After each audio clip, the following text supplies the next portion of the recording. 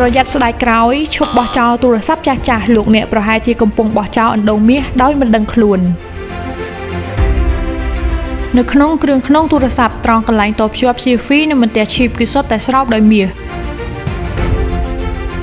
មូលហេតុគឺដោយសារមាសជាលោហៈធាតុដែលចម្លងអគ្គិសនីបានល្អនិងមិនចេះច្រេះទើបវាធ្វើឲ្យទូរស័ព្ទរបស់លោកអ្នកដើរលឿននិងធន់បានយូរត្រង់ចំណុចនេះដើម្បីបានមាស1ក្រាមគេត្រូវកាយដីរាប់តោនមកចម្រាញ់ប៉ុន្តែសម្រាប់ទូរស័ព្ទដៃគេត្រូវការត្រឹមតែ40គ្រឿងប៉ុណ្ណោះដើម្បីចម្រាញ់បានមាស1ក្រាមនេះហើយជាមូលហេតុដែលគេដើរទិញទូរស័ព្ទខូចៗមិនឈប់ព្រោះវាចំណេញជាងការទៅជីករ៉ែនៅតាមភ្នំទៅទៀតលើកក្រោយបើមានទូរស័ព្ទខូចកុំអាលបោះចោលប្រម៉ូទទុកវាឲ្យច្រើនលោកអ្នកអាចនឹងមានមាសរាប់ក្រាមក្នុងដៃដោយមិនដឹងខ្លួនជាចុងក្រោយខ្ញុំសូមអរគុណបងប្អូនដែលបានទស្សនាបើសិនជាបងប្អូនមិនទាន់បានធ្វើការ like ឬ follow page សូមបងប្អូនធ្វើការ like និង follow page ម្នាក់មួយផងដើម្បីជាកម្លាំងចិត្តសូមអរគុណវីដេអូនេះដំណើរការបានទៅដោយ V Cafe ឈ្ងុយឆ្ងាញ់លើសពីកាហ្វេធម្មតាសម្រាប់អ្នកជំងឺទឹកនោមផ្អែមគឺអាចញ៉ាំបានជួយសម្រួលដល់សរសៃឈាមបេះដូងលើសជាតិខ្លាញ់ជាតិអាស៊ីតនាំចូលពីប្រទេសម៉ាឡេស៊ីដោយក្រុមហ៊ុន Voltan International ទំនាក់ទំនងលក់ដុំនិងរាយតាមរយៈ Facebook page និង Telegram នៅខាងក្នុងវីដេអូ